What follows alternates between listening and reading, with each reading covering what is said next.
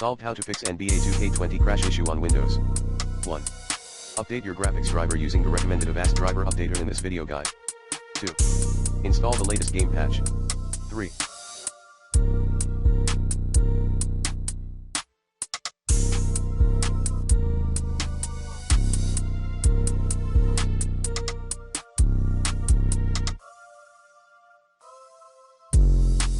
Update your Windows.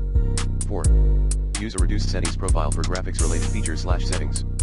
5. Modify your graphics card settings. 5.1 NVIDIA graphics card, select use my preference emphasizing and drag the slider to the left.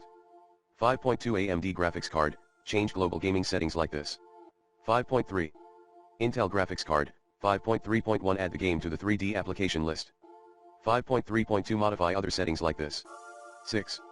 Verify the game file in Steam. 7. Add NBA 2K20 as an exception to your third-party antivirus software. Like this.